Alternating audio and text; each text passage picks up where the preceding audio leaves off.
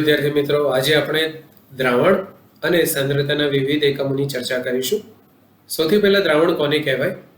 તો જ્યારે આપણે બે કે વધારે ઘટકોનું બનેલું સમાંગ મિશ્રણ લઈ લઈશું તેને આપણે દ્રાવણ કહીએ છીએ. હવે દ્રાવણ છે તેના મુખ્યત્વે બે ઘટક છે, એક છે દ્રાવક અને અન્ય છે દ્રાવ્ય. તો એક કરતાં વધારે દ્રાવ્ય હોઈ શકે, પણ કોઈ પણ દ્રાવણમાં દ્રાવક તો એક જ હોય છે. તો દ્રાવકની શું વ્યાખ્યા થઈ શકે? તો આપણે જુદા જુદા ઉદાહરણથી સમજીએ. જે ઘટકની ભૌતિક અવસ્થા પરિણામી દ્રાવણ જેવી જ હોય તેને દ્રાવક કહે છે. દાખલા તરીકે આપણે 20 ગ્રામ જેટલો સોડિયમ ક્લોરાઇડ લઈ લઈએ અને 1 લિટર જેટલું પાણી લઈ લઈએ તો જે દ્રાવણ બને છે, મીઠાનું દ્રાવણ જે મળે છે તેની અવસ્થા પ્રવાહી હોય છે. આમ મીઠાના દ્રાવણની જે અવસ્થા છે તે જ અવસ્થા ધરાવતો ઘટક H2O એટલે કે પાણી છે અને માટે તે દ્રાવક છે. હવે જો આપણને બંને ઘટકો એક જ ભૌતિક અવસ્થામાં આપેલા હોય તો આપણે કહી શકીએ કે જે ઘટક આપણે વધુ માત્રામાં લઈશું તે દ્રાવક હોય છે. દાખલા તરીકે આપણે 1 લિટર જેટલો H2O લઈ લઈએ અને 50 ml જેટલું ઇથેનોલ લઈ લઈએ તો H2O દ્રાવક થઈ જશે, કારણ કે તેની માત્રા એનું કદ વધારે લીધેલું છે. એવી જ રીતે આપણી પાસે સ્ફટિક જળ CuSO4.5H2O હોય તો CuSO4 ના સ્ફટિક લેટાઇસમાં જે પાણીના અણુઓ છે એક સરખી રીતે ફેલાઈ જાય છે અને માટે જે પરિણામી સ્ફટિક છે તે ઘન અવસ્થામાં હોવાથી CuSO4 છે એ દ્રાવક છે અને પાણીના અણુઓ છે તે દ્રાવ્ય તરીકે વર્તે છે. આમ ભૌતિક અવસ્થા એક હોય તેવું જરૂરી નથી, એટલે કે જે બીજી વ્યાખ્યા છે એમાં પ્રથમ વ્યાખ્યા તો સમાવિષ્ટ થાય જ છે. તો સર્વસામાન્ય રીતે જોઈએ તો આપણે કહી શકીએ કે જે ઘટક સ્ટેશનરી ફેઝ એટલે કે સ્થિર કલા તરીકે વર્તો હોય તે દ્રાવક છે અને જે ઘટક આપેલી પ્રણાલીમાં એક સમાન રીતે પ્રસરિત થઈ જાય તે દ્રાવ્ય છે. A component which undergo uniform penetration in the given system is a solute. Okay, તો દ્રાવ્ય છે એ હંમેશા એક સરખી રીતે ફેલાઈ જાય છે. આપણે દરેક કિસ્સામાં જોઈ લઈએ તો સોડિયમ ક્લોરાઇડને જ્યારે પાણીમાં ઉમેરે છે તો સોડિયમ ક્લોરાઇડમાંથી બનતા સોડિયમ અને ક્લોરાઇડ આયનો પાણીમાં એક સરખી રીતે ફેલાઈ જાય છે અને સમાંગ મિશ્રણ બનાવે છે. એવી રીતે સ્ફટિક જળ જ્યારે ઘણા બધા સ્ફટિકોનું સ્ફટિકીકરણ થતું હોય તો થોડા અંશે H2O તેમાં રહી જાય છે. તો આ જે H2O છે સ્ફટિક જાળીમાં એક સરખી રીતે ફેલાઈ જાય છે. જો તે એક સરખી રીતે ફેલાતો ન હોત તો સ્ફટિક જળ ધરાવતા સ્ફટિકના સૂત્રમાં આપણે કોઈ ચોક્કસ નિર્દેશાંકનો ઉપયોગ ન કરી શકતા હોત. ઓકે, એવી જ રીતે H2 અને ઇથેનોલ, તો એમાં ઇથેનોલના અણુઓ એક સરખી રીતે પ્રસરણ પામે છે. હવે આપણે સાંદ્રતાના જે વિવિધ એકમો છે તેનો અભ્યાસ કરતા પહેલા સાંદ્રતાની વ્યાખ્યા સમજી લઈએ. એના માટે મેં બે અલગ અલગ પરિસ્થિતિ લીધી છે, પરિસ્થિતિ A અને B. ઓકે, તો પરિસ્થિતિ 1માં અંકિત નળાકાર કે જે 1 લિટર માટે કેલિબ્રેટ કરેલો છે તેને લીધેલું છે. એટલે કે અહીંયા સુધી આપણે પાણી કોઈ પણ પ્રવાહી ભરીશું તો તેનું કદ 1 લિટર થશે. તો પહેલા સ્ટેપમાં આપણે 58.5 ગ્રામ જેટલું સોડિયમ ક્લોરાઇડ લઈ લીધું જે દ્રાવ્ય છે અને તેમાં પાણી ઉમેરીને આપણે કુલ કદ 1 લિટર કરેલું છે, એટલે કે દ્રાવણનું કદ 1 લિટર છે. ઓકે, બીજી પરિસ્થિતિમાં આપણે પહેલેથી જ 1 લિટર એટલે કે 1 કિલોગ્રામ પાણી લઈએ છીએ, કારણ કે પાણીની ઘનતા આપણે 1 ગ્રામ પ્રતિ ml લઈએ છીએ. તો 1 લિટર પાણીનું વજન 1 કિલોગ્રામ થશે. હવે જ્યારે તેની અંદર આપણે 58.5 ગ્રામ જેટલો NaCl ઉમેરીશું તો કુલ કદ છે 1 લિટરથી સહેજ વધારે મળશે. તો આપણે કહી શકીએ કે પરિસ્થિતિ 1માં જે દ્રાવણ મળે છે એ વધારે સાંદ્ર છે, જ્યારે પરિસ્થિતિ 2માં મળે છે એ દ્રાવણ ઓછું સાંદ્ર છે. ઓકે, તો સાંદ્રતાના જે મૂળભૂત એકમો છે એના સંદર્ભમાં આપણે એને વ્યાખ્યાયિત કરી શકીએ બે રીતે. તો પ્રથમ વ્યાખ્યા છે એ છે એકમ કદના દ્રાવણમાં રહેલા, દ્રાવણનું કદ આપણે 1 લિટર લીધું હતું, તો એકમ કદના દ્રાવણમાં રહેલા અથવા હાજર દ્રાવ્યના ગ્રામમાં દર્શાવેલ જથ્થાને દ્રાવણની સાંદ્રતા કહે છે. બીજા કિસ્સામાં તમે જોશો તો એકમ વજનના દ્રાવકમાં આપણે પહેલા 1 કિલોગ્રામ જેટલો દ્રાવક લઈ લીધો હતો, એટલે કે પાણી લઈ લીધું હતું અને તેની અંદર આપણે દ્રાવ્યનો કોઈ ચોક્કસ જથ્થો ઓગાળેલો હતો, એટલે કે એકમ વજનના દ્રાવકમાં ઓગાળેલા દ્રાવ્યના ગ્રામમાં દર્શાવેલ જથ્થાને દ્રાવણની સાંદ્રતા કહે છે. હવે આ જે સાંદ્રતાના એકમો છે જે મુખ્યત્વે દ્રાવણના કદ અને દ્રાવકના વજન અથવા દ્રાવણના વજન પર આધારિત હોય છે. તો દ્રાવકનું વજન જેમ આપણે વ્યાખ્યાયિત કર્યું તેવી જ રીતે આપણે સાંદ્રતાને સમગ્ર દ્રાવણના વજનના સંદર્ભમાં પણ વ્યાખ્યાયિત કરી શકશું. તો એવા કેસમાં જે સાંદ્રતાના એકમો છે આને આપણે બે વિભાગમાં વહેંચીએ. એક જે દ્રાવણના કદ પર આધારિત હોય અને અન્ય જે દ્રાવણના વજન અથવા દ્રાવકના વજન પર આધારિત હોય. ઓકે, તો તે એકમોને આપણે વર્ગીકૃત કરેલા છે.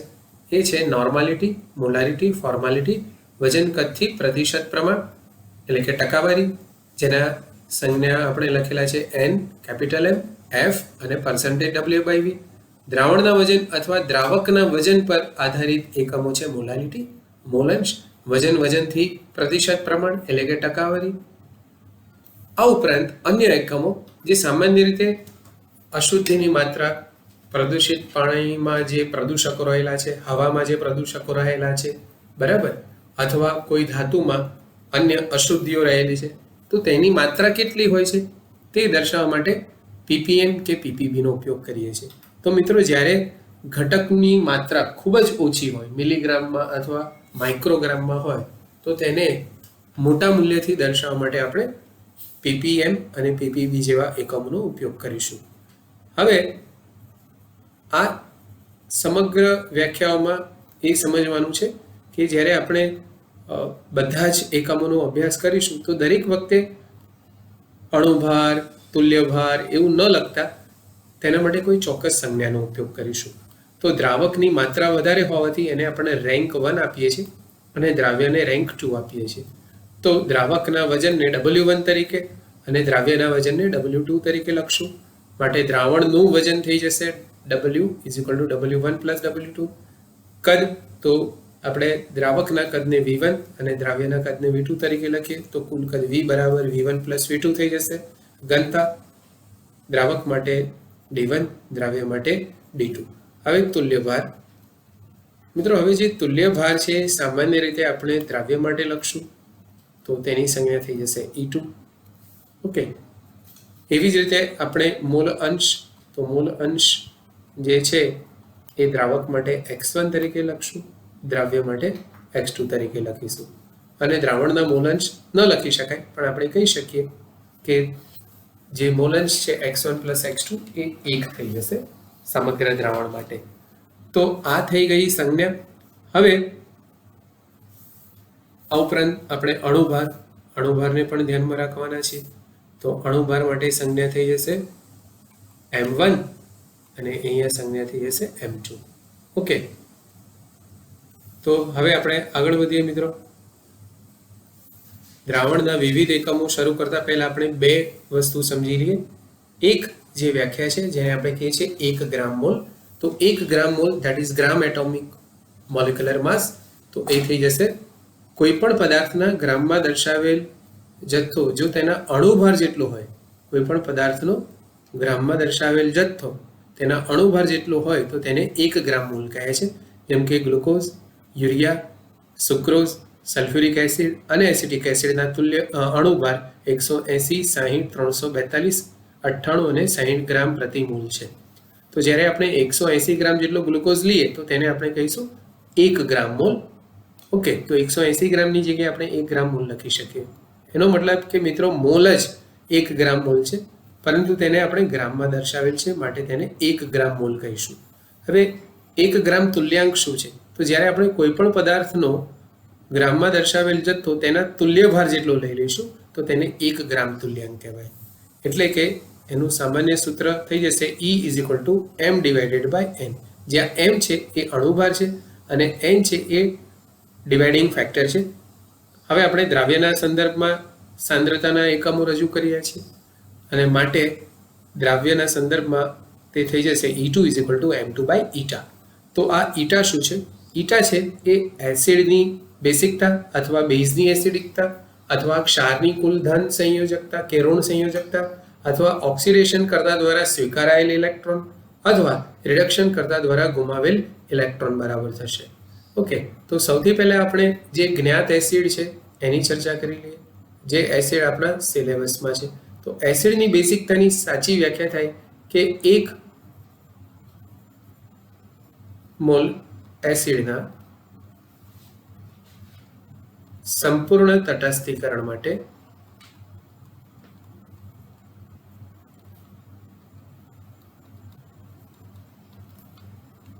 બેઝના OH માઇનસ આયનની સંખ્યાને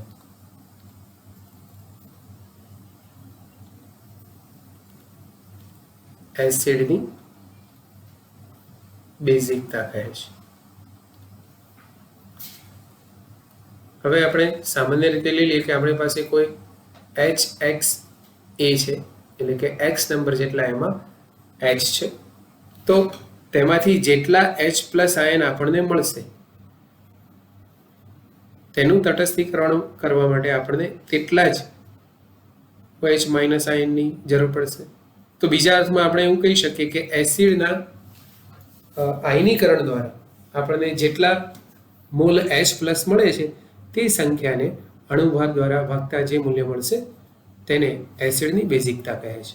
તો અહીંયા જ મેં X લખેલું છે, તો X N જેટલું હોઈ પણ શકે અથવા ન પણ હોય. ઓકે, તો એની કિંમત જે છે એ હંમેશા X જેટલી કે તેનાથી ઓછી હોઈ શકે, તેનાથી વધારે ન હોઈ શકે. તો સૌથી પહેલાં આપણે જે કોમન એસિડ્સ છે એની વાત કરી દઈએ, HCl. તો HCl છે, જ્યારે તેનું આયનીકરણ થાય છે તો તેમાંથી આપણને 1 મોલ H3O પ્લસ મળે છે, અને માટે ઈટા 1 હોવાથી તેનો જે તુલ્યભાર છે એ એના અણુભાર જેટલો થશે, એટલે કે 36.5. તેવી જ રીતે આપણી પાસે નાઇટ્રિક એસિડ છે, તો નાઇટ્રિક એસિડના આયનીકરણ દ્વારા આપણને 1 મોલ H પ્લસ એટલે કે H3O પ્લસ મળે છે, અને માટે તેના માટે બેઝિકતા 1 છે. ઓકે, આ જ પ્રમાણે આપણે જુદા જુદા એસિડ માટે લખીએ. સલ્ફ્યુરિક એસિડ લઈ લઈએ તો H2SO4ના આયનીકરણ દ્વારા આપણને 2 મોલ હાઇડ્રોનિયમ આયન અને સલ્ફેટ આયન મળે છે. તો એના માટે ઈટા 2 થઈ જશે, એટલે કે તેનો તુલ્યભાર એના અણુભારથી અડધો થઈ જશે. ઓકે, તો મિત્રો તમે આ દરેક ઘટકના દરેક એસિડના અણુભાર પરથી તેમના તુલ્યભાર ગણી શકશો. HCl માટે અણુભાર 36.5 હોવાથી તેનું તુલ્યભાર પણ 36.5 થશે. As basicity is 1. તેવી જ રીતે HNO3 માટે અણુભાર અને તુલ્યભાર સમાન બનશે, તેનો અણુભાર 63 છે, તો તુલ્યભાર પણ 63 થશે. અને સલ્ફ્યુરિક એસિડ માટે તુલ્યભાર અણુભારથી અડધો થઈ જશે, એનો અણુભાર 98 હોવાથી તેનો તુલ્યભાર 98/2 એટલે કે 49 થઈ જશે. એટલે કે 49 ગ્રામ સલ્ફ્યુરિક એસિડને આપણે 1 ગ્રામ તુલ્યાંક કહીશું. H2C2O4.2H2 જેને આપણે સજળ ઓક્ઝેલિક એસિડ કહીએ છીએ. તો જે સજળ ઓક્ઝેલિક એસિડ છે એના આયનીકરણથી આપણને 2 મોલ H3O પ્લસ મળે છે, અને માટે તેનો તુલ્યભાર થઈ જશે અણુભાર ભાગ્યા 2. ઓકે, તો એ અણુભાર ભાગ્યા 2 જેટલો થઈ જશે. હવે જે ફોસ્ફરસના ઓક્સો એસિડ્સ છે એ છે H3PO2, જેનું બંધારણ છે કંઈક આ રીતે સમચતુષ્ફલક રચનામાં એ કેન્દ્ર તરીકે છે. તો H3PO2 છે તેમાં ભલે 3 હાઇડ્રોજન છે સૂત્રમાં, પરંતુ ફોસ્ફરસ અને હાઇડ્રોજનની વિદ્યુત ઋણતા એક સરખી છે 2.1.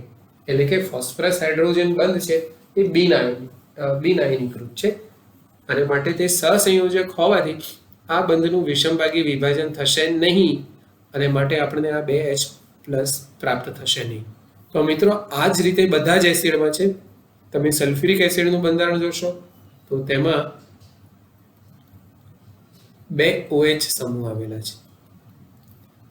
તો અહીંયા H3PO2માં એક જ OH ધ્રુવીય બંધ છે, એટલે કે O અને H વચ્ચે વિદ્યુત ઋણતાનો તફાવત હોવાથી તે બંધ ધ્રુવીય થઈ જશે. તો જ્યારે તેને આપણે પાણીમાં ઉમેરીશું તો આપણને એક જ H3O પ્લસ મળે છે અને માટે તે મોનોબેસિક છે, એટલે કે તેમાંથી એક જ H3O પ્લસ મળે છે. તો તેના માટે તુલ્ય ભાર થઈ જશે તેના અણુભાર જેટલું. હવે વધારે ઓક્સિડેશન અવસ્થા ધરાવતા એસિડ લઈ લઈએ, જેમ કે H3PO3, જેનું બંધારણ છે જે આપણે કેમિકલ બોન્ડિંગમાં ભણી ચૂક્યા છીએ. તો H3PO3 જ્યારે તેનું આપણે આયનીકરણ કરીશું તો હવે મિત્રો આમાંથી આપણને 2 મોલ H3O પ્લસ મળશે. તો એવા કેસમાં તેનો તુલ્યભાર અણુભારથી અડધો થઈ જશે. ઓકે,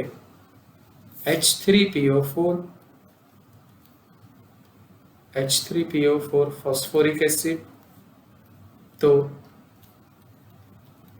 તેના આયનીકરણ દ્વારા તેમાં 3 OH ધ્રુવીય બંધ હોવાથી 3 મોલ H3O પ્લસ આયન મળે છે અને માટે તેના તટસ્થીકરણ માટે 3 મોલ OH માઇનસ આયનની જરૂર પડશે, જેથી તેનો તુલ્યભાર અણુભારથી ત્રીજા ભાગનો થઈ જશે. હવે તમને ખ્યાલ આવી ગયો હશે કે જો આપણે એસિડના બંધારણીય સૂત્ર જાણતા હોઈએ તો બહુ જ સરળતાથી તેની બેઝિકતા ગણી શકીએ છીએ અને બેઝિકતા પરથી તેનો તુલ્યભાર ગણી શકીએ છીએ. જેમ કે આપણી પાસે છે H4P2O7 ડાયફોસ્ફોરિક એસિડ, જેનું બંધારણ કંઈક આ રીતે છે. 2 મોલ H3PO4 સંઘનન દ્વારા પાણીનો અણુ ગુમાવીને H4P2O7 બનાવે છે સૈદ્ધાંતિક રીતે. તો તમે જોશો કે તેમાં 4 H3O પ્લસ આયન મળશે અને બાકીનું જે સૂત્ર છે એ છે P2O7 4-. તો જ્યારે આપણને H3O પ્લસ આયનની સંખ્યા 3 થી વધારે મળે તો એવા એસિડને આપણે પોલીબેસિક અથવા પોલીપ્રોટિક એસિડ કહીશું. ઓકે,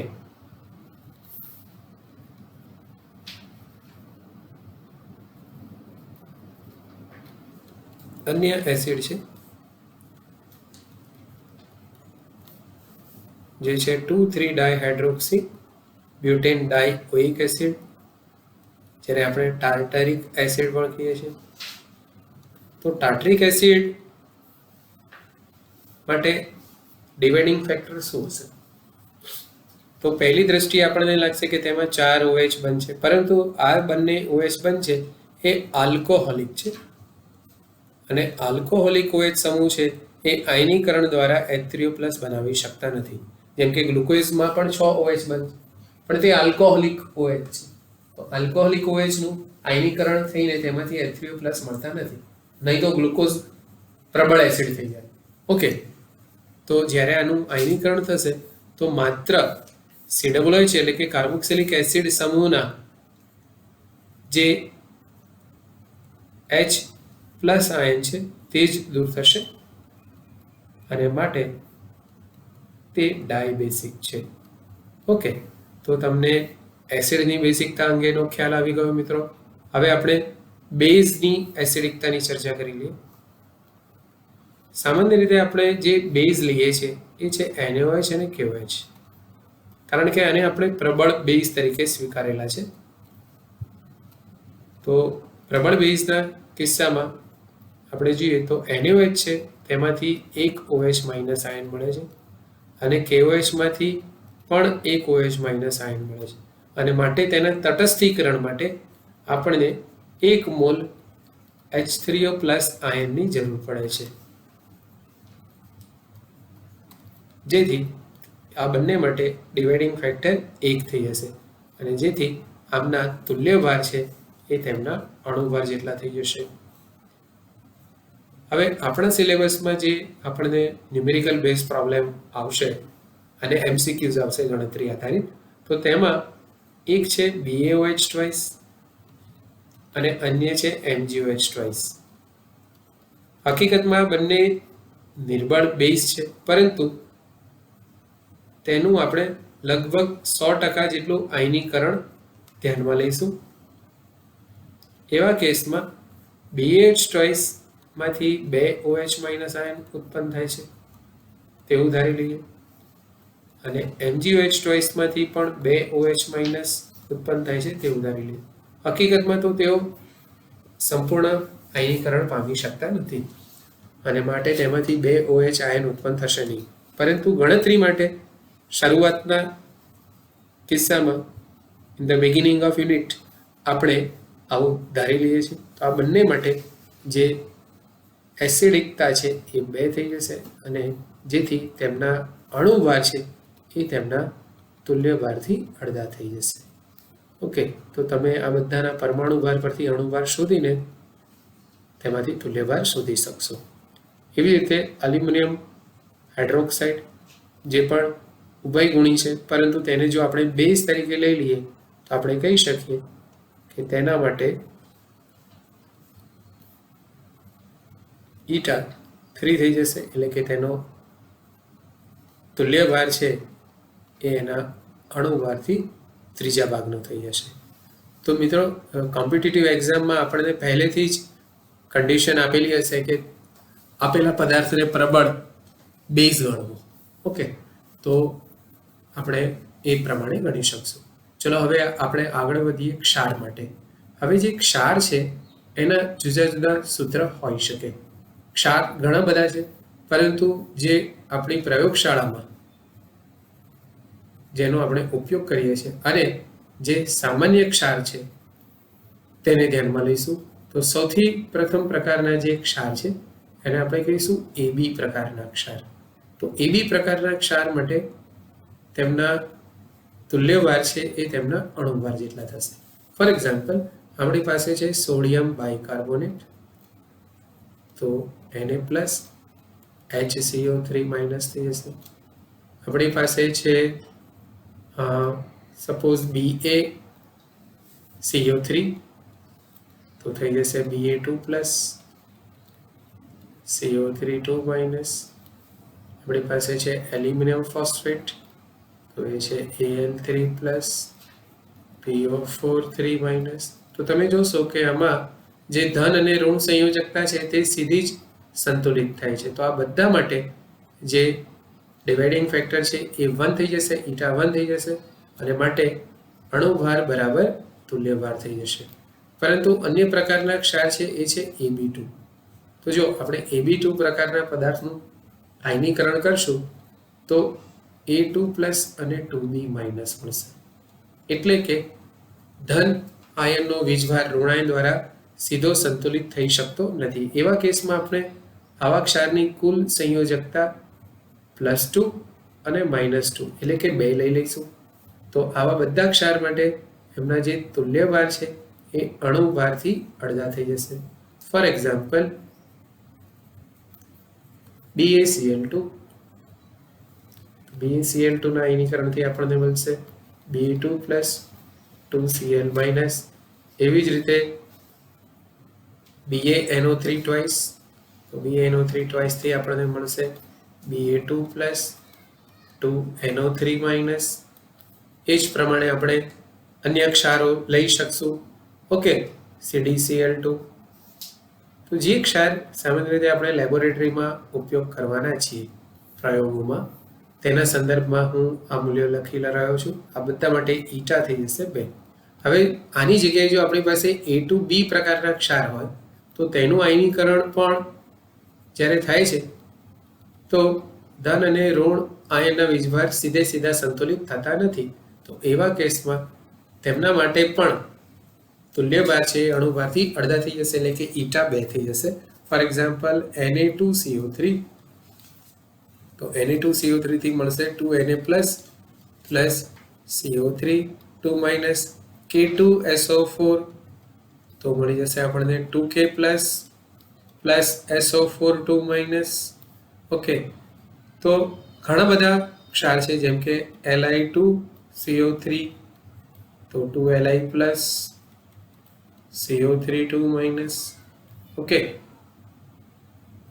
તો આ બધા માટે જે ડિવાઇડિંગ ફેક્ટર છે એ eta, that is dividing factor જે 2 થશે. આ જ પ્રમાણે જો આપણી પાસે AB3 પ્રકારના ક્ષાર હોય, AB3 પ્રકારના ક્ષાર હોય તો AB3 પ્રકારના ક્ષારનું જ્યારે આપણે આયનીકરણ કરશું તો મળી જશે A3+ અને 3B-. આ જ પ્રમાણે જો આપણી પાસે A3B પ્રકારના ક્ષાર હોય તો તેના આયનીકરણ દ્વારા આપણને મળી જશે A3B પ્રકારના ક્ષાર હશે તો A3B પ્રકારના ક્ષારના આયનીકરણથી આપણને મળી જશે 3A+ plus B3-. Okay, for example FeCl3. તો FeCl3 ના આયનીકરણથી આપણને મળે છે Fe3+ 3Cl-. એવી રીતે આપણે કોબાલ્ટ ક્લોરાઇડ લઈ લઈએ તો COCl3 મળી જશે CO3+ 3Cl-. A3B પ્રકારના લઈ લઈએ Na3PO4 તો એના આયનીકરણથી મળશે 3Na+ પ્લસ PO4 3-. એવી જ રીતે K3BO3 લઈ લઈએ આપણે પોટેશિયમ બોરેટ તો મળી જશે 3K+ અને BO3 3-. તો મિત્રો આ બધામાં જ કુલ ધન સંયોજકતા ઋણાયન દ્વારા સંતોષાતી નથી અને આ કિસ્સામાં કુલ ઋણ સંયોજકતા ધન દ્વારા સંતોષાતી નથી. તો આ બધા જ ક્ષારો માટે આપણે η3 લઈ લઈશું અને માટે આ બધા જ ક્ષારો માટે તેમનું તુલ્ય ભાર અણુભારથી ત્રીજા ભાગનો થઈ જશે. મિત્રો તમે આ બધા જ સંયોજનો માટે અણુભાર પરથી તુલ્યભાર ગણી શકશો.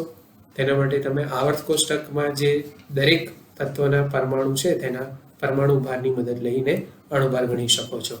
હવે નેક્સ્ટ પ્રકારના ક્ષાર લઈ લઈએ, એ છે A2B3 પ્રકારના ક્ષાર. તો જ્યારે આપણે A2B3 પ્રકારના ક્ષારનું આયનીકરણ કરશું તો મળી જશે 2A3+ પ્લસ 3B2-. અને A3B2 પ્રકારના ક્ષાર લઈ લઈશું તો એનું આયનીકરણ થશે A3B2 gives 3A2+ plus 2B3-. For example આપણે લઈ લઈએ Fe2SO4 thrice. તો Fe2SO4 thrice આપશે 2Fe3+ પ્લસ 3SO4 2-. ઓકે, જ્યારે A3B2 પ્રકારના ક્ષાર લઈ લઈએ આપણે Mg3PO4 twice. તો એમાંથી મળી જશે 3Mg2+ પ્લસ 2PO4 3-. ઓકે, તો જ્યારે આપણે એક અન્ય ઉદાહરણ લઈએ Ca3ASO4 twice, એટલે કે 3Ca2 પ્લસ 2ASO4 3-. તો તમે મિત્રો અહીંયા જોશો કે Ca2 નો વીજભાર +2 છે, ASO4 નો વીજભાર -3 છે. તો તે સીધા સંતુલિત થતા નથી, માટે Ca2+ ને આપણે 3 વડે ગુણ્યા અને ASO4 ને 2 વડે ગુણ્યા, જેથી કુલ ધન સંયોજકતા +6 અને તેવી જ રીતે કુલ ઋણ સંયોજકતા -6 થઈ ગઈ. ઓકે, તો આવા પદાર્થો માટે તેમના જે તુલ્યભાર છે અણુભારથી છઠ્ઠા ભાગના થઈ જશે. આપણે એક A2B3 વાળું અન્ય ઉદાહરણ લઈ લઈએ. ફોર એક્ઝામ્પલ આપણી પાસે છે Al2C2O4 thrice. તો તેના આયનીકરણ દ્વારા આપણને મળશે 2Al3+ પ્લસ 3C2O4 2-. ઓકે, તો આ બધા જ ક્ષાર માટે આપણે કહી શકીએ કે ડિવાઇડિંગ ફેક્ટર 6 છે અને માટે તુલ્યભાર છે એ અણુભારથી છઠ્ઠા ભાગનો થઈ જશે. ચલો હવે આપણે વાત કરીએ ઓક્સિડેશન કરતા પદાર્થોની. તો ઓક્સિડેશન કરતા પદાર્થ માટે જે રાસાયણિક સમીકરણમાં તે જેટલા ઇલેક્ટ્રોન પ્રાપ્ત કરશે તેના પરથી ગણી શકીએ. જેમ કે આપણી પાસે છે KMnO4. ઓકે, હવે KMnO4 માં જે મેંગેનેટ આયન છે એનું રૂપાંતરણ ધારો કે આપણે Mn2+ આયનમાં કરીએ અથવા MnO4- નું રૂપાંતરણ આપણે O2 માં કરીએ અને એક કિસ્સામાં MnO4- નું રૂપાંતરણ MnO4 2- એટલે કે મેંગેનેટ આયનમાં કરીએ તો સૌથી પહેલા આપણને ખબર છે કે MnO4- માં મેંગેનીઝની ઓક્સિડેશન અવસ્થા +7 છે. હવે જે Mn2+ છે એમાં +2 છે. તો અહીંયા જે ઓક્સિડેશન આંકમાં ફેરફાર થાય છે, ઓક્સિડેશન આંક ફેરફાર એ આપણને મળે છે 5. એટલે કે MnO4- જ્યારે Mn2+ માં રૂપાંતરિત થાય છે ત્યારે 5 ઇલેક્ટ્રોન પ્રાપ્ત કરે છે. ઓકે, હવે અહીંયા આપણે અન્ય જે તત્વો છે તેનું બેલેન્સિંગ નથી ધ્યાનમાં રાખતા. અધરવાઇઝ અહીંયા આપણને ખબર છે કે વીજભારનું સંતુલન કરવું પડશે અને પછી ત્યારબાદ ઓક્સિજન અને હાઇડ્રોજનનું. પણ એ અત્યારે આપણા કામનો વિષય નથી. માત્ર આપણે ઇલેક્ટ્રોન પર ફોકસ કરીએ તો આવા કિસ્સામાં KMnO4નો જે તુલ્યભાર છે એ એના અણુભારથી 5મા ભાગનો થઈ જશે. MnO4- જ્યારે MnO2 માં રૂપાંતરિત થઈ જશે. KMnO4નો અણુભાર 158 ગ્રામ પ્રતિ મોલ છે. ઓકે, તો તમે એના પરથી ગણી શકશો કે MnO4- જ્યારે મેંગેનીઝ આયનમાં રૂપાંતરિત થશે ત્યારે તેનું તુલ્યભાર 158/5 એટલે કે 31.6 થાય.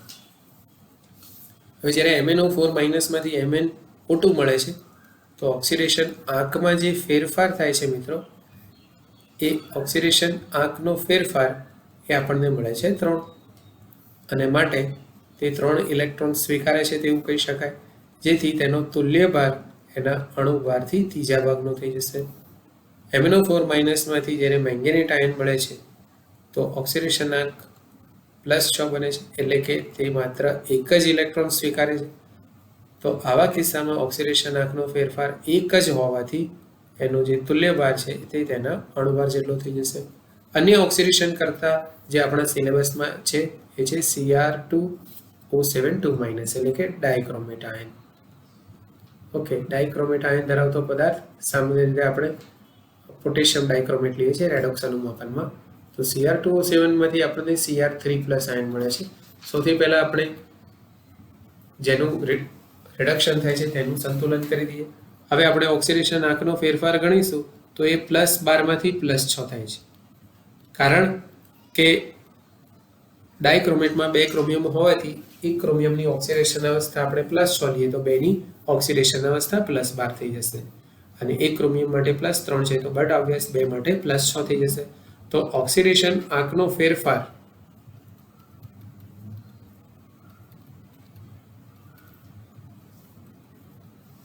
આપણને 6 મળી રહ્યો છે. અને માટે તેનો તુલ્યભાર છે એના અણુભારથી 6ઠા ભાગનો થઈ જશે. હવે આપણે H2O2 ની વાત કરી લઈએ. તો H2O2 છે જ્યારે તેનું રિડક્શન થતું હોય, એટલે કે H2O માં રૂપાંતરિત થતું હોય ત્યારે તેના માટે તુલ્યભાર કેટલો થશે તે જોઈ લઈએ. સૌથી પહેલા આપણે સંતુલિત કરીએ તો આપણે કહી શકીએ કે -2 માંથી -4નો ફેરફાર થાય છે. ઓકે, કારણ કે એક ઓક્સિજનની ઓક્સિડેશન અવસ્થા -1 છે તો 2ની -2 થઈ જશે. અહીંયા એક ઓક્સિજનની ઓક્સિડેશન અવસ્થા -2 તો 2 ઓક્સિજન પરમાણુ માટે -4 થઈ જશે. તો હવે જે ફેરફાર થાય છે ઓક્સિડેશન આંકનો, ઓક્સિડેશન આંક ફેરફાર જે છે એ આપણને 2 મળે છે. અને માટે તેનો તુલ્યભાર એ એના અણુભારથી અડધો થઈ જશે. ઓકે, એટલે કે જ્યારે આપણે H2O2 માં 2 ઇલેક્ટ્રોન ઉમેરીએ ત્યારે H2O મળે છે તેવું પણ કહી શકાય. તો આવા કેસમાં તે ઓક્સિડેશન કર્તા તરીકે વર્તે છે. પોતાનું રિડક્શન કરે છે પણ અન્યનું ઓક્સિડેશન કરે છે. હવે H2O2 રિડક્શન કર્તા તરીકે પણ વર્તે છે. તો આપણે જોઈ લઈએ રિડક્શન કરતા તરીકે વર્તે ત્યારે તેના ઓક્સિડેશન આંકમાં શું ફેરફાર થાય છે. તો H2O2 માંથી આપણને મળશે O2. તો ફરીથી -2 માંથી 0 મળે છે, એટલે કે ઓક્સિડેશન આંકનો ફેરફાર ફરીથી 2 મળતો હોવાથી તુલ્યભાર અણુભાર ભાગ્યા 2. એનો મિત્રો અર્થ એવો થયો મિત્રો કે H2O2 ઓક્સિડેશન કરતા તરીકે વર્તે કે રિડક્શન કરતા તરીકે વર્તે. બંને કિસ્સામાં તેનો જે તુલ્યભાર છે એના અણુભારથી અડધો છે.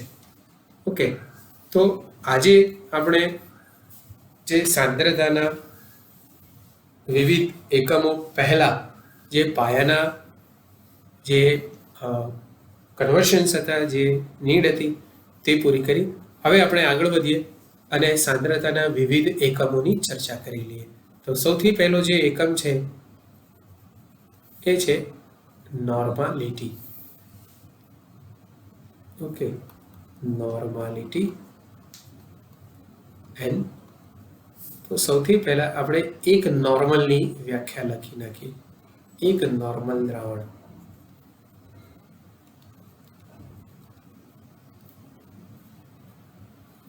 તો જ્યારે 1 ગ્રામ તુલ્યાંક જેટલો એટલે કે E2 દ્રાવ્ય 1 લિટર દ્રાવણમાં હાજર હોય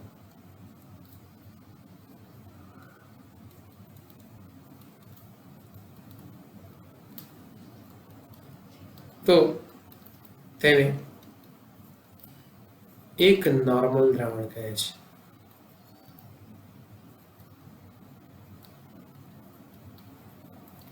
બીજા અર્થમાં કે આપણે જે W2 દ્રાવ્યનું વજન લીધું છે એ તેના તુલ્યભાર જેટલું છે અને જે કદ છે દ્રાવણનું, જેને V દ્વારા દર્શાવીએ, જે 1 લિટર એટલે કે 1000 ml છે.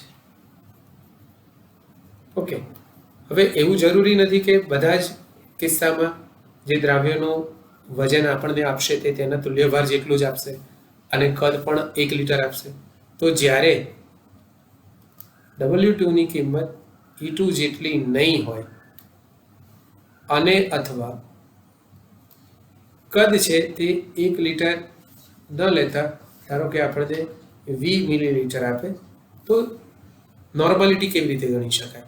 તો એ વખતે નોર્માલિટીનું સૂત્ર થઈ જશે નોર્માલિટી N બરાબર W2 ભાગ્યા E2. કારણ કે W2 ને એટલે કે વજનને તુલ્યભાર દ્વારા ભાગીએ છીએ તો એ ગ્રામ તુલ્યાંક મળે છે. તો આપણને W2 ભાગ્યા E2 1 નથી મળતું, એ ધારો કે X મળે છે. તો એ X ગ્રામ તુલ્યાંક કેટલા થશે? W2 ભાગ્યા E2 જેટલા. અને જે કદ છે એ 1 લિટર નથી મળતું, એ 20 મિલીલીટર મળે છે. તો 20 મિલીલીટર છે એને લીટરમાં ફેરવવા માટે આપણે 10 ની -3 વડે ગુણીશું.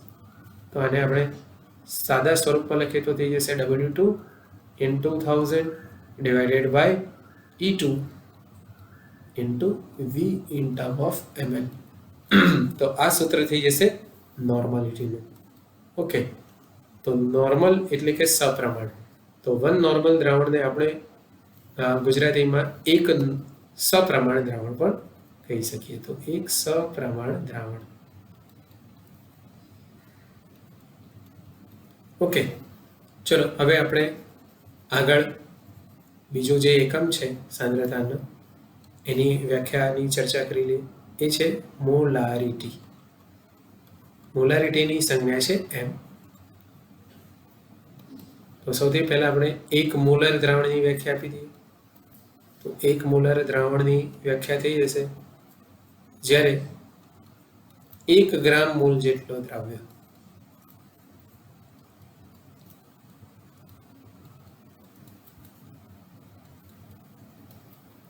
1 લિટર દ્રાવણમાં હાજર હોય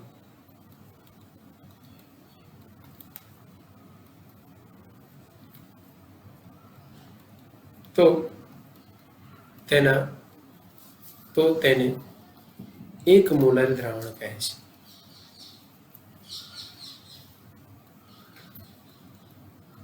તો આપણે આગળ પણ ચર્ચા કરીએ એ પ્રમાણે 1 ગ્રામ મોલ એટલે જે દ્રાવ્યનો જથ્થો ગ્રામમાં દર્શાવેલ છે તે તેના અણુભાર જેટલો છે અને જે કદ છે દ્રાવણનું તે 1 લિટર એટલે કે 1000 ml છે. હવે આવી પરિસ્થિતિ તો દરેક વખતે શક્ય નથી, તો આપણે કહી શકીએ તો સાંદ્રતા 1 મોલર કહેવાય. તો જ્યારે W2 એટલે કે દ્રાવ્યનું વજન તેના અણુભાર જેટલું ન હોય અને અથવા બંને પરિસ્થિતિ જે કદ છે દ્રાવણનું 1 લિટર ન હોતા એ 20 મિલીલીટર હોય તો એ થઈ જશે V × 10⁻³ લીટર. V મિલીલીટરમાં લીધેલું છે માટે. તો એવા કેસમાં મોલારિટી જે છે એનું સૂત્ર થઈ જશે મોલારિટી M = W2/M2, એટલે કે મોલ જે આપણને 1 નથી મળતા. મોલારિટીની વ્યાખ્યા પરથી જ આપણે કહી શકીએ કે તે મોલ પ્રતિ લિટર છે. ઓકે, તો W2/M2 છે મોલ છે, અને લિટર એટલે VML છે એને આપણે લિટરમાં રૂપાંતરિત કરવા માટે 10⁻³ વડે ગુણેલું છે. તો છેવટે સૂત્ર થઈ જશે molarity = W2 × 1000 અણુભાર × V in term of ml. Okay, તો આ થઈ જશે તેનો અણુભાર. નેક્સ્ટ એકમ છે એ છે ફોર્માલિટી. ફોર્માલિટીની સંજ્ઞા છે એ છે F. તો સૌથી પહેલા સમજી લઈએ કે ફોર્માલિટી એકમ કેવા પદાર્થો માટે વ્યાખ્યાયિત કરવામાં આવે છે. તો ઘણા બધા જે ક્ષાર છે એ દ્વિક્ષાર સ્વરૂપે અસ્તિત્વ ધરાવે છે, અથવા તેમના સૂત્ર છે એ કોમ્પ્લેક્સ એટલે કે ખૂબ જ અટપટા હોય છે.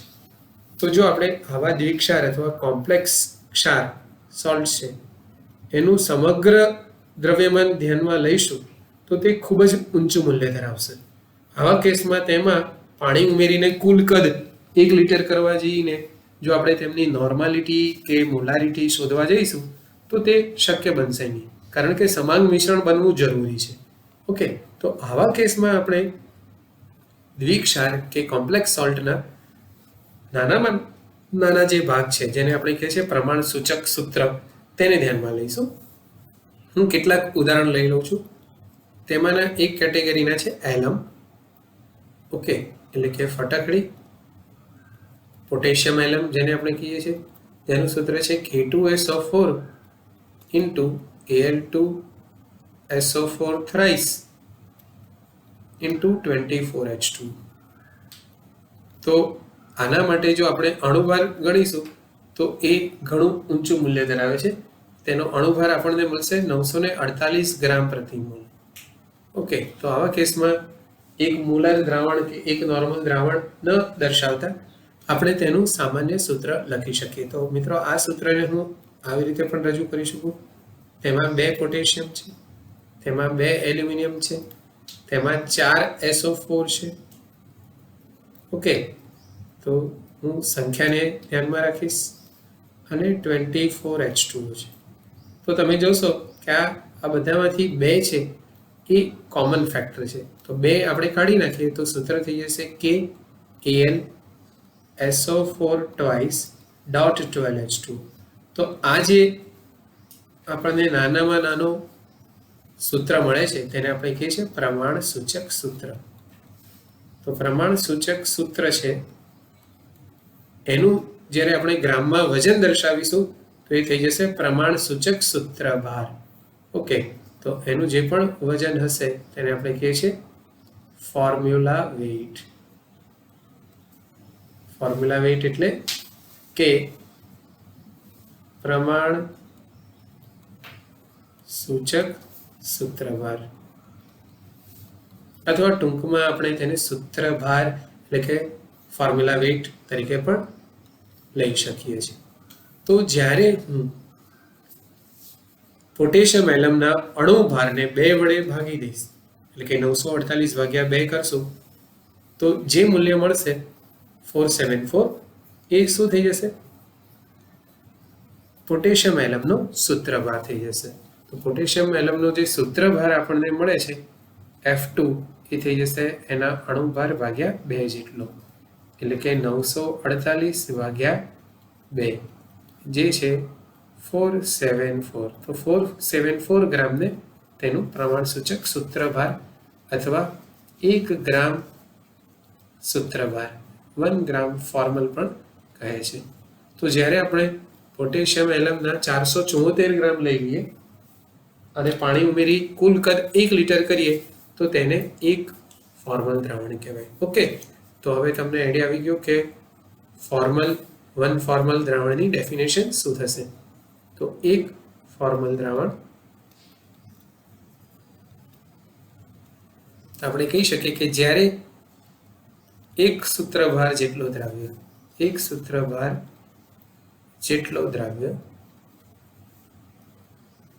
1 લિટર દ્રાવણમાં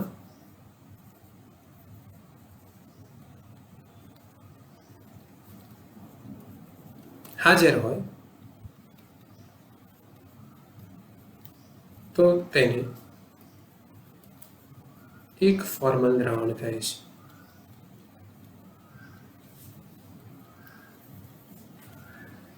એટલે કે એક ફોર્મલ દ્રાવણ માટે W2 છે, દ્રવ્યનું જે ગ્રામમાં દર્શાવેલ વજન છે, તે તેના સૂત્રભાર જેટલું છે, પ્રમાણ સૂચક સૂત્ર જેટલું છે, અને જે કદ છે તે 1 લિટર છે, એટલે કે 1000 ml છે. પરંતુ આવી પરિસ્થિતિ દર વખતે હોતી નથી, તો દરેક વખતે આપણને સાંદ્રતા એક ફોર્મલ મળશે નહીં. એવા કેસમાં ફોર્માલિટી શોધવા માટે જેવી રીતે આપણે નોર્માલિટીમાં E2 લેતા હતા એની જગ્યાએ અહીંયા આપણે F2 લઈશું તો થઈ જશે W2 into 1000 divided by F2 into V in term of ml. તો મિત્રો આ સૂત્ર થઈ ગયું ફોર્માલિટીનું. ઓકે, આપણે અન્ય એક એકમ લઈ લઈએ કે જે દ્રાવણના કદ પર આધારિત છે. તો આપણે 3 એકમો પૂરા કર્યા કે જે કદ પર આધારિત છે. હવે આપણે ચોથો એકમ લઈ લઈએ છીએ, એ છે વજન કદથી ટકાવારી, જેને percentage W/V થી ઓળખીએ છીએ. તો મિત્રો હું પહેલા એક ઉદાહરણ લઈ લઉં છું. તો ધારો કે 40 ગ્રામ જેટલો NaCl 500 ml દ્રાવણમાં હાજર છે.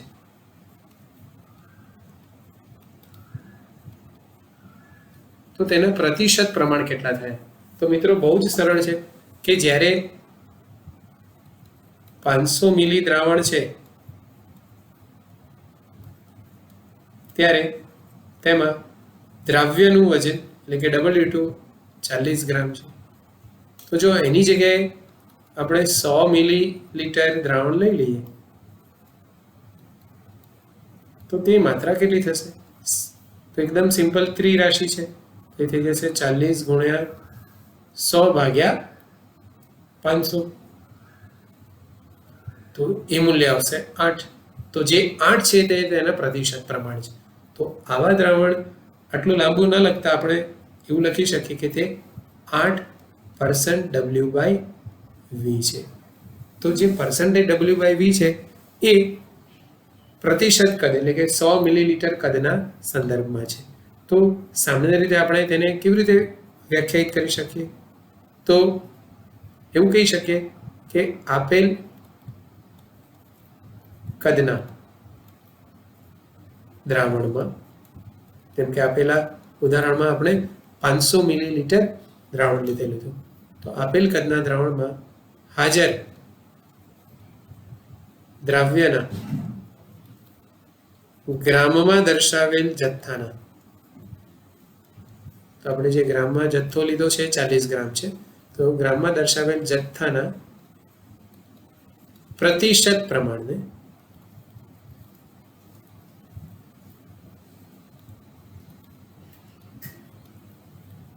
વજન કદથી ટકાવારી કહીએ છીએ. વજન કદથી ટકાવારી કહીએ છીએ.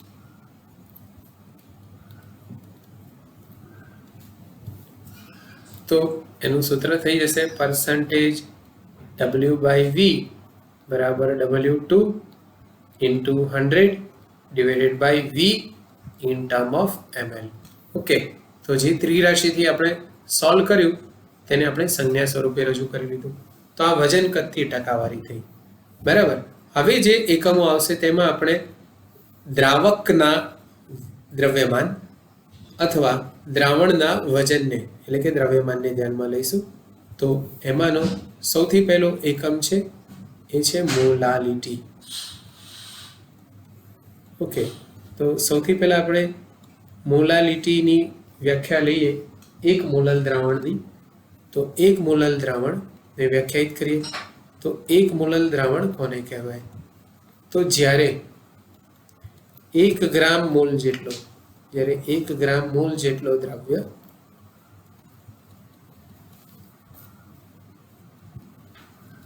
1 કિલોગ્રામ જેટલા દ્રાવકમાં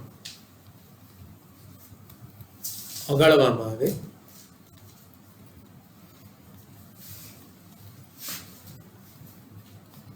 તો દ્રાવણની સાંદ્રતાને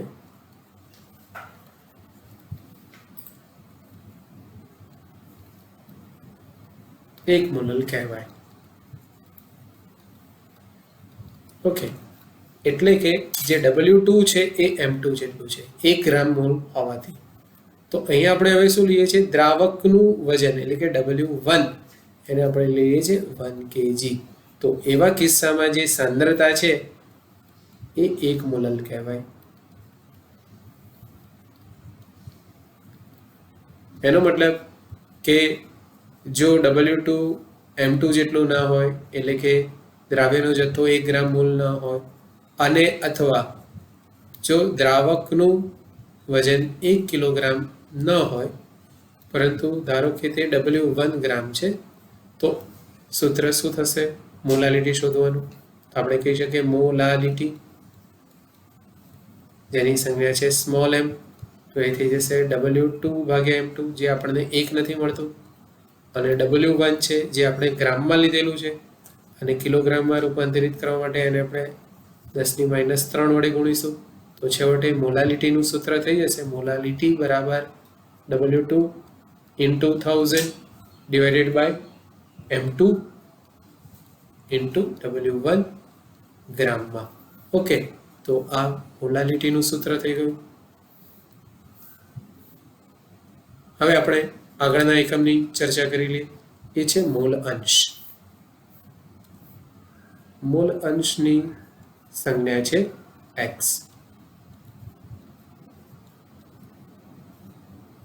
હવે પહેલા ઉદાહરણથી સમજી લઈએ. આપણી પાસે 3 ઘટકો છે A, B અને C. તો 3 ઘટકો ભેગા મળીને દ્રાવણ બનાવે છે. એમાં આપણે એવું ધારી લઈએ કે જે C છે એ દ્રાવક છે અને A અને B એ બંને દ્રાવ્ય છે. ધારો કે આપણે ઘટક A ના WA જેટલા ગ્રામ લીધેલા છે, ઘટક B ના WB જેટલા ગ્રામ લીધેલા છે અને ઘટક C ના WC લીધેલા છે. આ બધા જ્ઞાત પદાર્થ છે એટલે કે તેના સૂત્ર આપણને ખબર છે અને માટે તેમના અણુભાર જ્ઞાત હોવાથી તેને આપણે MA, MB અને MC તરીકે લઈ ગઈ. તો તેના પરથી આપણે તેમના મોલ ગણી શકશું. તો મોલ ઓફ કમ્પોનન્ટ એ થઈ જશે Na, ઘટક B ના મોલ થઈ જશે Nb અને ઘટક C ના થઈ જશે Nc. હવે આપણે આ જે મોલ છે એનો સરવાળો કરી લઈએ તો કુલ મોલ શોધી કાઢીએ. તો કુલ મોલ થઈ જશે Na plus Nb plus Nc, જેને આપણે n ટોટલ અથવા કેપિટલ N થી બતાવીએ. તો જે ઘટક A છે એના મોલ અંશ શું થશે? તો એના મોલ અંશ થઈ જશે આપેલા ઘટકના મોલ અને કુલ મોલનો ગુણોત્તર. ઘટક B માટે મોલ અંશ થઈ જશે Nb divided by capital N અને ઘટક C માટે થઈ જશે Nc divided by capital N. Okay, તો આના પરથી આપણે એને વ્યાખ્યાયિત કરીએ તો એવું થાય કે સમાંગ મિશ્રણમાં રહેલ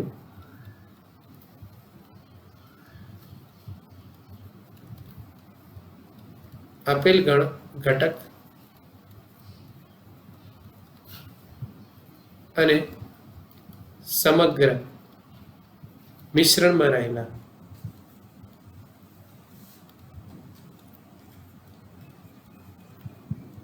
મોલના ગુણોત્તરને.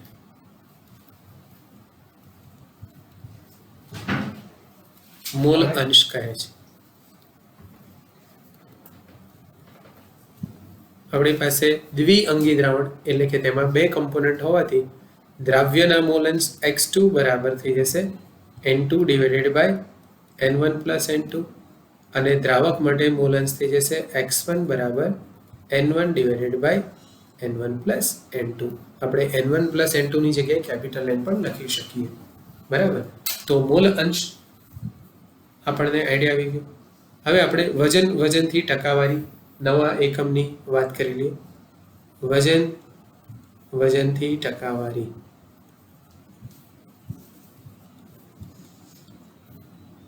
જેની સંજ્ઞા છે પર્સન્ટેજ W/W. ચલો એના માટે પણ આપણે એક ઉદાહરણ લઈ લઈએ. તે પરથી એને વ્યાખ્યાયિત કરીએ. ધારો કે આપણી પાસે 15 ગ્રામ જેટલો સોડિયમ ક્લોરાઇડ છે. એને આપણે 485 ગ્રામ પાણીમાં ઉમેરીએ. એનો મતલબ કે જે દ્રાવ્યનું વજન છે એ 15 ગ્રામ છે અને દ્રાવકનું વજન છે તે 485 ગ્રામ છે. તો દ્રાવણનું વજન થઈ જશે W બરાબર W1 પ્લસ W2. તો એ થઈ જશે 485 વત્તા 15 એટલે કે 500 ગ્રામ. તો આપણે એવું પણ કહી શકીએ કે 500 ગ્રામ જેટલા દ્રાવણમાં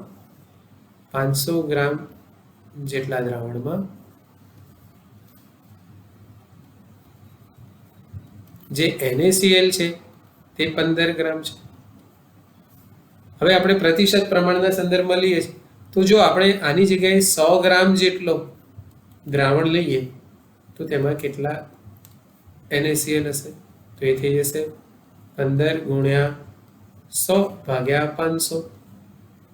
ઓકે, તો એ જવાબ આવશે 3. તો હવે આના પરથી એને વ્યાખ્યાયિત કરી લઈએ. તો આપેલ વજનના દ્રાવણમાં આપણે દ્રાવણનું વજન ઉદાહરણમાં 500 ગ્રામ લીધેલું છે. ઓકે, તો આપેલ વજનના દ્રાવણમાં હાજર દ્રાવ્યના ગ્રામમાં દર્શાવેલ જથ્થો એ આપણે કેટલો લીધો છે? 15 ગ્રામ. હવે એના આપણે પ્રતિશત પ્રમાણ લઈએ છીએ. જથ્થાના પ્રતિશત પ્રમાણ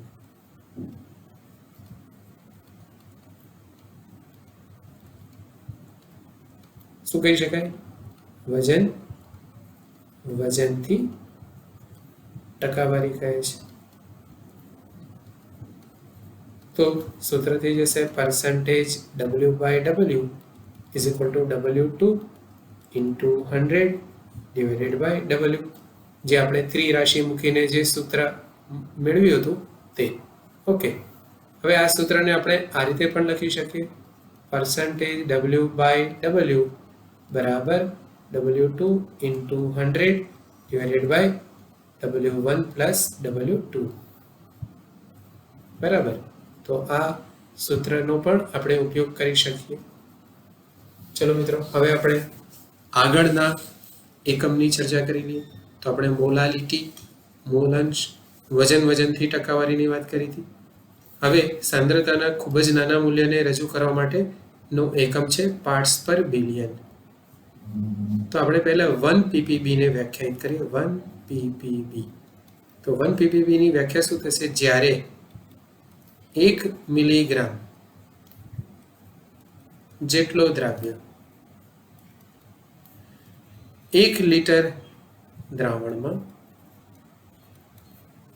હાજર હોય તો તેની સાંદ્રતા 1 ppm કહેવાય. તો એનું ppm નું સૂત્ર થઈ જશે ppm is equal to W2 into 10 to power 6 divided by W. Okay, તો અત્યારે આપણે W2 લઈ લીધું છે 1 મિલીગ્રામ, એટલે કે 10⁻³ ગ્રામ. ઓકે, અને W છે એ છે 100 ગ્રામ. સોરી, અહીં આપણે 1000 ગ્રામ, કારણ કે આપણે દ્રાવણ લઈ લઈએ 1 લીટર જે પાણી છે, તો એ થઈ જશે 10⁻³ ગ્રામ. તો આ સૂત્રમાં આપણે કિંમત મૂકીએ તો 10⁻³ ગુણ્યા 10⁶ ભાગ્યા 10⁻³ તે મૂલ્ય આવશે 1. બરાબર. તો પાર્ટ્સ પર મિલિયન પીપીએમ છે, તેની વ્યાખ્યા એવું પણ થાય કે પાર્ટ્સ ઓફ મિલિયન પર જે એક મૂલ્ય હોય તો તેને આપણે પીપીએમ કહીએ છીએ. ઓકે મિત્રો, હવે આપણે સાંદ્રતાના જે વિવિધ એકમો છે એના વચ્ચેનો સંબંધ જોઈ લઈએ. તો સાંદ્રતાના વિવિધ એકમો વચ્ચેનો સંબંધ.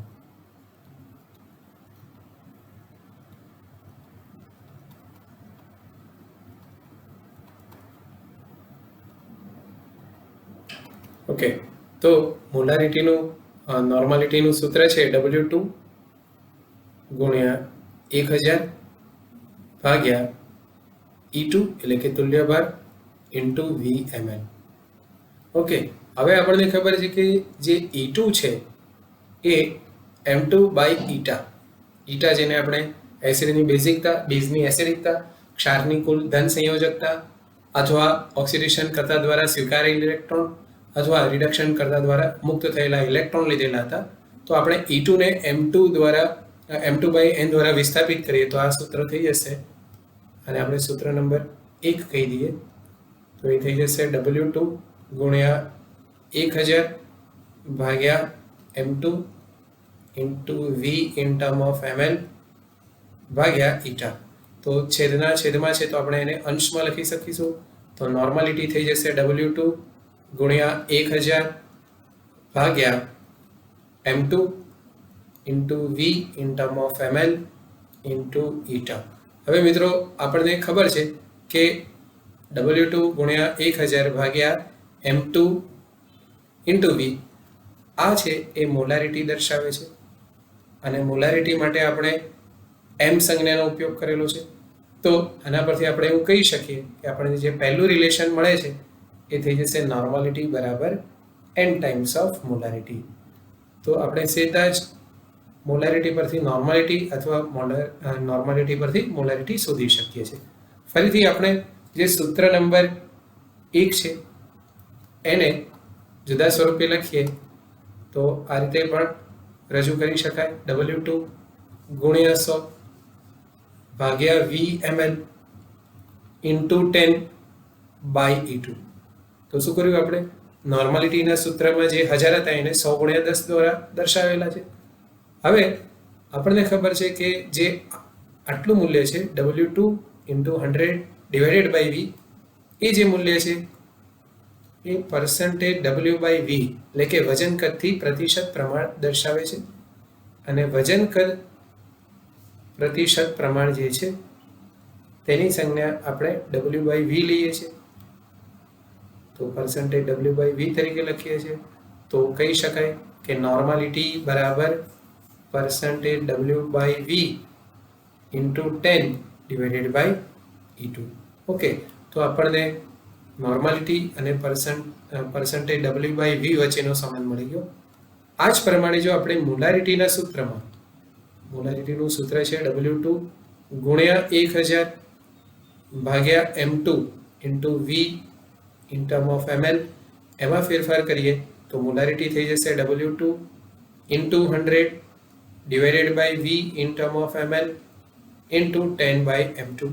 ઓકે, હવે આ જે સૂત્ર છે એ પણ પર્સન્ટેજ W/V એટલે કે વજન કદથી પ્રતિશત પ્રમાણ જ દર્શાવે છે મિત્રો. તો મોલારિટી બરાબર આપણે લખી શકશું percentage W/V into density divided by M2 એટલે કે અણુભાર. ઓકે, તો આ બંને સૂત્ર થઈ ગયા જે નોર્માલિટી અને મોલારિટીનો વજન કદથી પ્રતિશત પ્રમાણ છે તેની સાથેનો સંબંધ દર્શાવે છે. હવે આપણે વજન કરતી પ્રતિશત પ્રમાણ છે એ સૂત્ર લખીએ તો પરસેન્ટેજ ડબલ્યુ બાય વી બરાબર W2 into 100 divided by V in term of ml થશે. હવે ડી એટલે કે ઘનતા બરાબર W ભાગ્યા વી, જ્યાં W છે એ દ્રાવણનું વજન છે અને વી છે એ દ્રાવણનું કદ છે. ઓકે, તો હવે આ જે સૂત્ર છે તેને આપણે સૂત્ર નંબર 2 કહી દઈએ. તો સૂત્ર 2 માં વી ની જગ્યાએ આપણે લખી શકીએ વી બરાબર W બાય ટી. ઓકે, તો એ આપણે કિંમત મૂકી દઈએ તો પરસેન્ટેજ W બાય વી બરાબર W2 into 100 divided by W divided by D. તો એની ફેર ગોઠવણી કરીએ તો થઈ જશે પરસેન્ટેજ W બાય વી બરાબર W2 into 100 divided by W into density, કારણ કે છેદમાં છે તો એ અંશમાં જતું રહેશે. હવે W2 into 100 divided by W, આ જે મૂલ્ય છે એ વજનથી પ્રતિશત પ્રમાણ દર્શાવે છે. તો આ વજનથી પ્રતિશત પ્રમાણ દર્શાવે છે,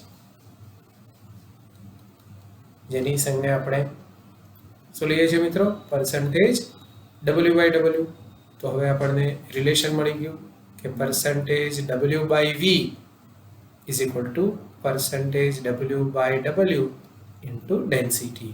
ઓકે, તો પરસેન્ટેજ W બાય વી નું જે આ સૂત્ર મળે છે એને નોર્માલિટી અને પરસેન્ટેજ W બાય વી વાળા સૂત્રમાં મૂકીએ તો અનુક્રમે નોર્માલિટી થઈ જશે percentage W by W into density into 10 divided by E2. Okay, અને મોલારિટી થઈ જશે મોલારિટી બરાબર percentage W by W into density into 10 divided by M2. તો શું કર્યું મિત્રો? આપણે આ બંને સૂત્રમાં પરસેન્ટેજ W બાય વી ની જગ્યાએ percentage W by W into density મૂકી દીધું. ક્લિયર? નેક્સ્ટ રિલેશન છે એ છે મોલન્સના સંદર્ભમાં. હવે આપણે ભણી ગયા કે દ્રાવ્યના મોલન્સ છે એ છે N2 divided by N1 plus N2 અને દ્રાવકના મોલન્સ X1 બરાબર N1 divided by N1 plus N2. તો જો હવે આપણે આ બંનેનો સરવાળો લઈ લઈશું, એટલે કે X2 વત્તા X1 કરીશું તો તે થઈ જશે N2 divided by N1 plus N2 plus N1 divided by N1 plus N2, જે થઈ જશે N1 plus N2 divided by N1 plus N2 એટલે કે 1. આમ મોલન્સનો સરવાળો હંમેશા 1 હોય છે. તો આપણને જે મિશ્રણ આપેલું હોય તેમાં બધા જ ઘટકોના મોલન્સનો સરવાળો લઈશું તો હંમેશા આપણને 1 મળશે. ઓકે, હવે આપણે ગુણોત્તર લઈ લઈએ, એટલે કે X2 ભાગ્યા X1 લઈ લઈએ તો X2 થઈ જશે X2 થઈ જશે N2 divided by N1 plus N2 અને X1 થઈ જશે N1 divided by N1 plus N2. તો અહીંયા N1 પ્લસ N2 કેન્સલ થઈ જશે, એટલે કે મોલ અંશનો ગુણોત્તર એ હકીકતમાં ઘટકોના મોલના ગુણોત્તર બરાબર થાય. હવે મોલ બરાબર વજન ભાગ્યા અણુભાર, તો હું N2 ની જગ્યાએ લખી શકું W2 બાય M2 અને N1 ની જગ્યાએ લખી શકું W1 ડિવાઇડેડ બાય N1. આ સમીકરણને હવે જો આપણે 1000 વડે ગુણીએ અને ભાગીએ તો એનાથી ગાણિતિક રીતે કોઈ ફરક પડવાનો નથી. હવે આપણે એને રીઅરેન્જ કરીએ તો રીઅરેન્જ કરશું તો થઈ જશે X2 ડિવાઇડેડ બાય X1 બરાબર W2 into 1000 divided by M2 into W1 multiplied by M1 by 1000. Okay, હવે તમને ખબર છે મિત્રો કે આટલો જે સૂત્ર છે એ આપણને કયો એકમ બતાવે છે? મોલાલિટી. ઓકે, અને મોલાલિટી માટે આપણે સંજ્ઞા m નો ઉપયોગ કરીએ છીએ. તો આપણે કહી શકીએ કે X2 ભાગ્યા X1 બરાબર થઈ જશે મોલાલિટી ગુણ્યા M1 ભાગ્યા 1000. ઓકે, હવે મોટા ભાગે આપણને જલીય દ્રાવણ આપવામાં આવે છે.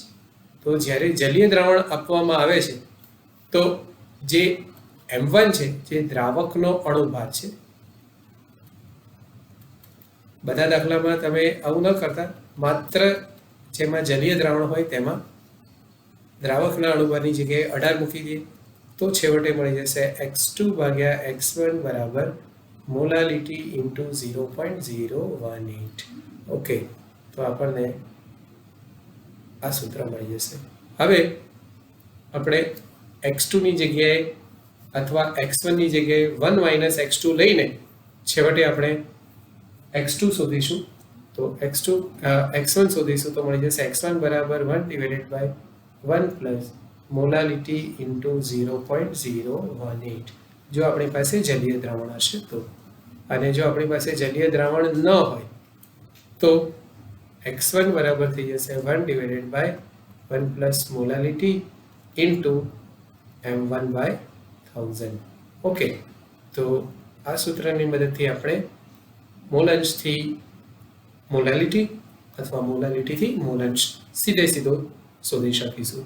ઓકે, હવે આપણે આગળ એક રિલેશન લઈએ, મોલાલિટી, જેનું સૂત્ર છે W2 ગુણ્યા 1000 ભાગ્યા M2 into W1 in term of gram.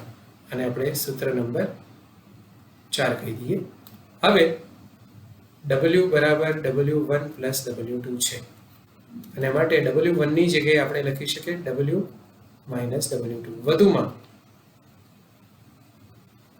Density બરાબર W બાય V છે અને માટે W ની જગ્યાએ આપણે V ઇન્ટુ D લઈએ તો આ સૂત્ર થઈ જશે W1 બરાબર V into D minus W2.